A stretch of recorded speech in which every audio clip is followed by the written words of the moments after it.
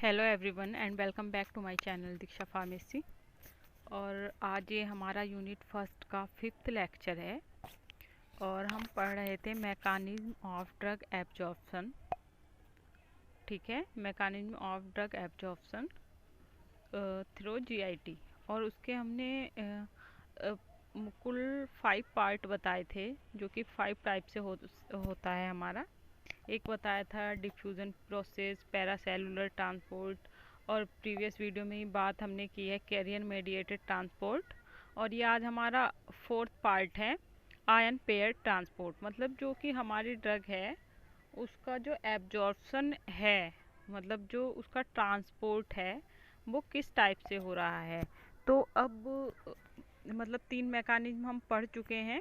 इससे पहले career mediated transport, जिन drug को क्या हो रहे थे, फिजियोलॉजिकल बैरियर, हमारे फिजियोलॉजिकल बैरियर रोक ले रहे थे, तो वो हमने किससे पास करा दी, करियर मेडिएटेड ट्रांसपोर्ट से, कुछ पैरासेलुलर ट्रांसपोर्ट से और कुछ सिंपल डिफ्यूज़न प्रोसेस के थ्रू। लेकिन अब ये आयन पेयर ट्रांसपोर्ट है, हमारा 4th पार्ट है मैकेनिज्म ऑफ ड्रग एब्जॉर्प्शन का।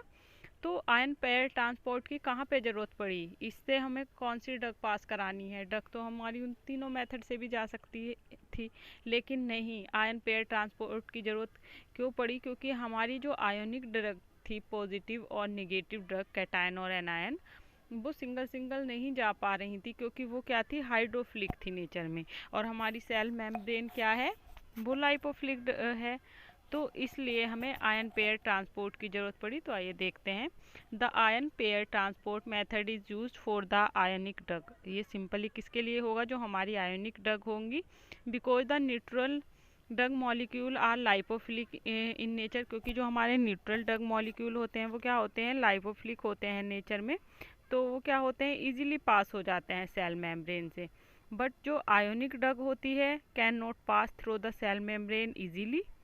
वे सेल मेम्ब्रेन से इजीली पास नहीं हो पाती हैं अपने कैटायनिक और एनायनिक नेचर की वजह से। तो इस in this method the cationic drug may complex with another ion anion, the anionic drug may complex with the another ion cation. तो कैटायन एनायन के साथ और एनायन ड्रग कैटायन आयन के साथ क्या करेंगे, कॉम्प्लेक्स बना देंगी। And when the cation and anion drug may complex with complex this are, तो वो क्या हो जाएगा, न्यूट्रल हो जाएगा जब उनका कॉम्प्लेक्स आपस में बन जाएगा तो। और वो क्या कर देंगे, इजीली सेल मेम्ब्रेन को पास कर देंगे। तो ये कौन सा मैकेनिज्म हो गया हमारा ड्रग ट्रांसपोर्ट का, आयन पेयर ट्रांसपोर्ट। और ये यहाँ पे स्ट्रक्चर है हमारी, देखिए ये पॉजिटिव ड्रग है ग्रीन वाली, कैटायन, और ये क्या है, एनायन है। तो ये क्या, इसके साथ बाइंड होके इन्होंने क्या किया, न्यूट्रल हो गई।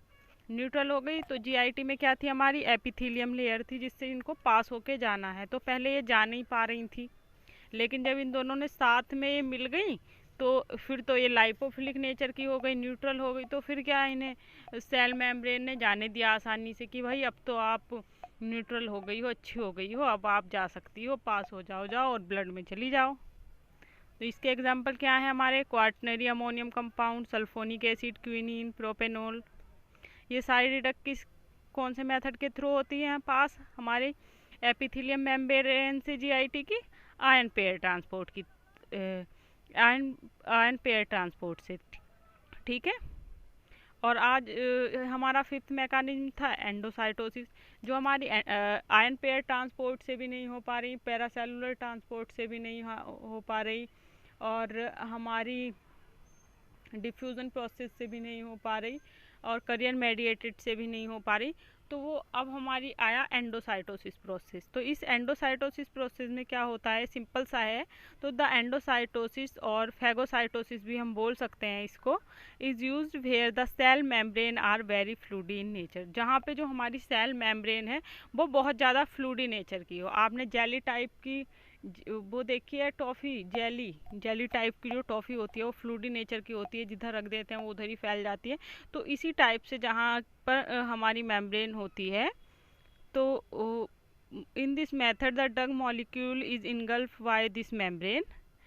और ये क्या करती है, इनगल्फ कर लेती है उनको उनको ले लेती है आसानी से। और it is release into another side, blood में दूसरी और ब्लड में छोड़ देती है। तो ये क्या कहलाता है? एंडोसाइटोसिस प्रोसेस होता है, जहाँ पे हमारी जो सेल मेम्ब्रेन है वो क्या है, बहुत ज़्यादा फ्लूडी नेचर की है, बहुत ज़्यादा जहाँ रख रहे हैं वहीं को मुड़े जा रही है, इस टाइप की ऐसे दिखाया है मैंने। तो ड्रग क्या है, एक साइड में ड्रग उससे बाइंड हो रही है और दूसरी साइड में वो उसको रिलीज़ कर रही है। जैसे कि हमारी ओरल की जो पोलियो वैक्सीन होती है जो हम ओरली लेते हैं, वो हमारी एंडोसाइटोसिस प्रोसेस के थ्रू ही हमारी बॉडी में, हमारी ब्लड स्ट्रीम में जाती है। एंड हमारी बॉट्यूलिनियन टॉक्सिन जो होती है, एग की जो स्टार्च होती है, वो भी हमारी कौन से प्रोसेस से जाती है? एंडोसाइटोसिस से जाती है। तो आई थिंक आपको ये 5 mechanism of action through GIT समझ में आया होगा कि एब्जॉर्प्शन कैसे हो रहा है ड्रग का, कैसे ड्रग ट्रांसपोर्ट कर रही है जीआईटी से पास होकर, कैसे ब्लड स्ट्रीम में जा रही है। And thank you so much for watching this video. और अगर आपने अभी तक हमारे चैनल को सब्सक्राइब नहीं किया तो प्लीज़ सब्सक्राइब करें, शेयर करें। और अगर आप इस पीडीएफ के नोट्स चाहते हैं, ये पीडीएफ आप चाहते हैं, तो लिंक हमारे डिस्क्रिप्शन में बॉक्स में दिया गया है, आप वहाँ से जाकर इसको डाउनलोड कर सकते हैं और अच्छे से और भी अच्छे से अपने आप खुद से स्टडी कर सकते हैं। Thank you again for watching this video.